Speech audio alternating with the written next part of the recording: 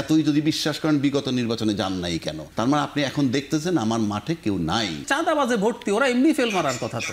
সবাই চাঁদাবাজি করতেছে, তারপরে ওরা সব ভালো চাচ্ছে, বিএনপি খারাপ চাচ্ছে, সব চাঁদাবাজ, টেম্পু স্ট্যান্ড কত শুনি না। তো বিএনপি তো ফেল করার জন্য বসে আছে, ওনারা ইলেকশন করলে হয়ে যায়। আমি তাই বলছি। আমি কেন ব্যবসায়ীরা হুট করে জামাতের দরজায় করান আনলো, কারণ ব্যবসায়ীরা ওই জিনিসটা আন্ডারস্ট্যান্ড করতেছে যে এখানে ভোটের মাঠে একটা বড় ব্যবধান তৈরি হয়ে যাচ্ছে।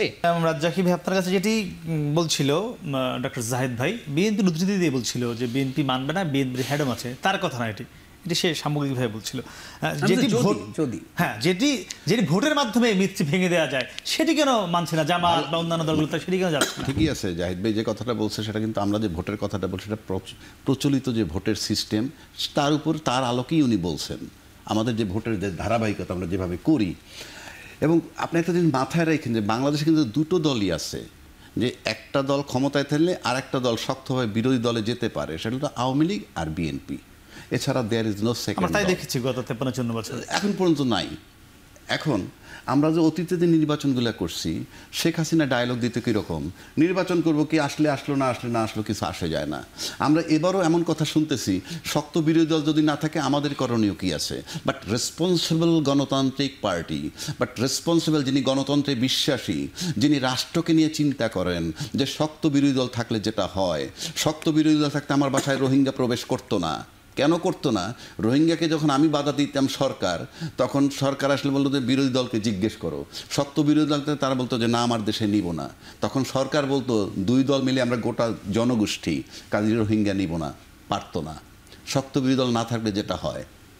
এখন আপনি নির্বাচন করবেন, আপনি নিশ্চিত জানেন যে আপনার সামনে কোনো বাধা নাই, একদম নিশ্চিত জানেন।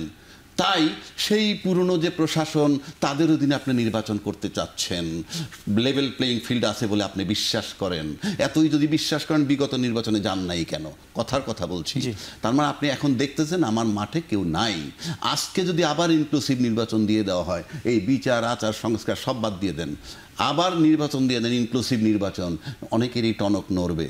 কেন বলছে? এই জন্য যে আপনি যদি গণতন্ত্রে বিশ্বাসী হন, আপনি দেশকে ভালোবাসেন, পার্লামেন্ট চালাতে শক্ত বিরোধী দল যদি লাগে, দেয়ার ইজ এ প্রসেস, আপনি সেই প্রসেসে যাবেন। আপনি ভালো গণতন্ত্রে বিশ্বাসী যে ব্যক্তি, তাকে এটাও চিন্তা করতে হবে শক্ত বিরোধী দল পার্লামেন্টে কিভাবে আসে।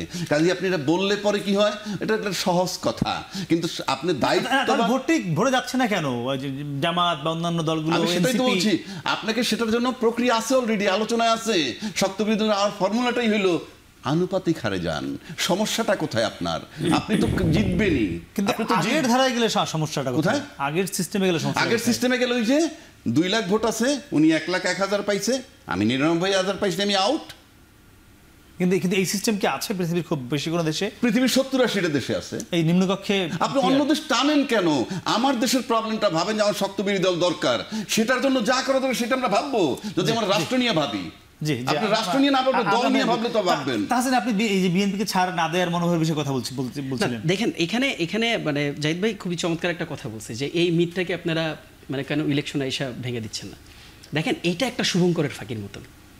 কেন দেখেন, মানে বিএনপি তো এখন বাংলাদেশের সবচেয়ে বড় রাজনৈতিক দল, তাদের বিরাট রকম মানে সক্ষমতা, কোনো সন্দেহ নাই। মাঝে মাঝে জাহিদ ভাই এইটাকে ইকো করে, বিএনপির সাউন্ডটাকে মাঝে মাঝে ইকো করে। এখন দেখেন প্রবলেমটা ওইখানে না, প্রবলেমটা হচ্ছে চাঁদাবাজে ভর্তি, ওরা এমনি ফেল মারার কথা তো। সবাই চাঁদাবাজি করতেছে, তারপরে ওরা সব ভালো চাচ্ছে, বিএনপি খারাপ চাচ্ছে, সব চাঁদাবাজ, টেম্পু স্ট্যান্ড কত শুনি না। তো বিএনপি তো ফেল করার জন্য বসে আছে, ওনারা ইলেকশন করলে হয়ে যায়। আমি তাই বলছি। আমি সেটাই বলতেছি ভাই। সেটা হচ্ছে যে দেখেন, এই যে দেখেন আপনি একটা বিরাট টাইমলাইনকে কেটে দিচ্ছেন, বিরাট টাইমলাইনকে কেটে দিয়ে মানে ইট ওয়াজ লাইক যে মানে ধরেন ওই মানে জাম্প করে আপনি জাস্ট ইলেকশনে চলে যান। এটাতে তার আগের টাইমলাইনগুলোতে আপনাকে হয়ে আসতে হবে। তো মানে আপনি যখন একটা রাষ্ট্রে যখন গণঅভ্যুত্থান সংগঠিত হয়, একটা রাষ্ট্রের অনেকগুলো ডিমান্ড তৈরি হয় গণঅভ্যুত্থান থেকে, আপনাকে এটা বুঝতে হবে। হ্যাঁ, আপনি এখন বলতে পারেন ওই ডিমান্ডের কি একটা পার্ট ইলেকশন না, ডেফিনেটলি ওই ডিমান্ডের একটা পার্ট ইলেকশন, কিন্তু ওই ডিমান্ডের একমাত্র পার্ট ইলেকশন না, এটা আপনাকে বুঝতে হবে। যদি একমাত্র পার্ট ইলেকশন হইতো তাহলে গণঅভ্যুত্থান সংগঠিত হওয়ার দরকার ছিল না সেখানে। এটা আপনাকে আন্ডারস্ট্যান্ড করতে হবে। কাজেই লাভ দিয়ে যদি ইলেকশনে চলে যান, তাহলে আপনি মোটা দাগে স্লোগান দেন যে আপনি তাহলে ইলেকশনের জন্যই আপনি সবকিছু করতেছেন, সবকিছু ইলেকশনের জন্যই করবেন। আর আপনি যদি সত্যিকার অর্থে বাকি থিংগুলোকে যদি আপনি ম্যাটারগুলোকে যদি আপনি প্রায়োরিটি করেন, তাহলে আপনি ঐক্যমত্য কমিশনে যাচ্ছেন কেন? আপনি বলে দেন আপনি ঐক্যমত্য কমিশন যাবেন না। আপনি বলে দেন আপনি কোনো ধরনের আলোচনা সমালোচনা করবেন না, আপনি বলে আপনি অ্যাডামেন্ট হয়ে যান। যেমন জাহিদ ভাই যেটা প্রশ্নটা করছিল যে বিএনপি যদি ইলেকশনে যদি অ্যাডামেন্ট থাকে বিএনপি হচ্ছে কোনো কিছু মানবে না, তখন কি হবে? তখন ইলেকশন, আমি বলেছিলাম ইলেকশন হবে। কি হবে তখন? ইলেকশন, আমি সেটাই বলেছি, ইলেকশন যেহেতু বড় দল, সিলেকশন হবে। আমরা এই জিনিসটাই বিএনপিকে বা এই জিনিসটাই আসলে ঐক্যমত্য কমিশন বা আদার পলিটিক্যাল পার্টিসগুলো বুঝাইতে চাইতেছে যে দেখেন এই যে যেই তত্ত্বটা এখন আসতেছে যে আপনার ডাকসুর যে ইফেক্টটা ন্যাশনাল ইলেকশনে যাবে না, কেউ এটা বলার চেষ্টা করছেন, যারা বলার চেষ্টা করছেন তারা আসলে কোন এজেন্সিকে রিপ্রেজেন্ট করে এটা আমরা তো জানি, এটা আমরা খুব ভালো করে জানি। কাজেই দেখেন আমাদের কাছ থেকে একটু আপনি শোনেন, এটার ইফেক্ট 110% আপনি ধরে রাখেন এটা ন্যাশনাল ইলেকশনে পড়বে এবং খুবই বড় মাত্রায় পড়বে। আপনি একটা প্রশ্ন এনেছেন না যে কেন ব্যবসায়ীরা হুট করে জামাতের দরজায় কড়া নাড়লো? কারণ ব্যবসায়ীরা ওই জিনিসটা আন্ডারস্ট্যান্ড করতেছে যে এখানে ভোটের মাঠে একটা বড় ব্যবধান তৈরি হয়ে যাচ্ছে। আপনি জামাত ইসলাম কিন্তু গোনায় ধরেন না একটা সময় এসে, আপনি জামাত ইসলাম আপনার এই টকশোগুলোতে, আমি জামাতকে রিপ্রেজেন্ট করতেছি না, আমি জাস্ট বিএনপির যে মিথ ওই মিথের জায়গা থেকে কাউন্টার করতেছে। আমি তো এনসিপির পয়েন্ট অফ ভিউ থেকে বলবো যদি সময় থাকে। আপনারা বলছেন না যে 19টা আসন পাইছে এই দল দিয়ে কি হবে, এই দলের তো দরকার নেই আপনার, এই দল আপনারা তো প্রথম দিকে 270টা আসনে ইলেকশন জিতে যাচ্ছিলেন, তাহলে এখন এত চিন্তিত কেন আপনাদেরকে সাউন্ড করতে হচ্ছে? আপনাদেরকে কেন ভোটের ইকুয়েশন নিয়ে, ভোটের ক্যালকুলেশন নিয়ে, ভোটার স্ট্র্যাটেজি নিয়ে, দে আর ডুইং দিস। আপনি খোঁজ নেন ভালো করে, আপনি দেখেন তাদের টকশোগুলো, তাদের বক্তব্যগুলো শুনেন। আমরা তো রেগুলারলি তাদের সাথে কথা বলতেছি, আমরা তো জানতেছি। কাজে দেখেন একটু জাহিদের ভিতরে টকশোতে জাহিদ ভাই একটু শুনতে, আমি আবারও বলছি, যেমন তাহসিন বলছেন যে গণঅভ্যুত্থানের ডিমান্ড, মানে ডিমান্ডটা কার? না আমরা যে বিএনপি পরে আসছি, আমি আগে একটু আসি। ডিমান্ডটা কার?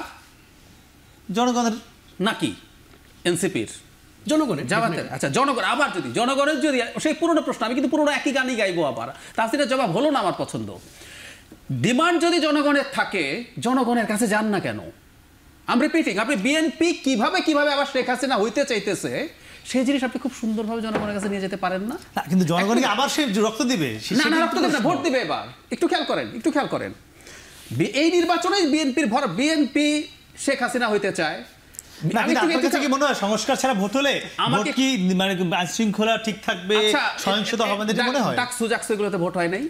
ডাকসু তো ছোট জায়গা না, একই কথা বলছি আপনাকে। ওখানে যখন যা আছে, যা করার, আর আপনি মনে করেন কয়টা সংবিধানের সংস্কার করলে পুলিশ কালকে তার সিট দ্বারা সোজা করে দাঁড়িয়ে যাবে না।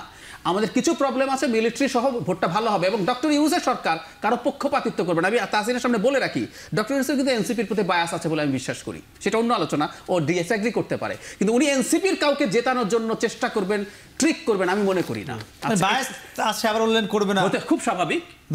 আমি পছন্দ করতে পারি, ইঞ্জিনিয়ারিংটা করব, আমি তাহসিনকে ভালোবাসি, পছন্দ করি। আমি তাহসিনের ওখানে একটা ভোটের দায়িত্ব যদি থাকি, আমি তাহসিনকে ওখানে আমার নৈতিকতার জন্য আমি তাহসিনের ওখানে অন্যায় করার সুযোগ দিব না। আমি যে কথাটা বলছিলাম আবারও বলি, আপনি সংস্কারগুলো সামনে আনেন। বিএনপি কমিশনগুলো নিজে বানাইতে চায়, বিএনপি প্রধানমন্ত্রী আর দল একই লোক রাখতে চায়, বিএনপি শেখ হাসিনা হইতে চায়, বিএনপি লোকজন চাঁদাবাজি করে, মানে সেটা ভোটে সমাধান হবে এবং ডিমান্ড আছে যেহেতু ওগুলোর।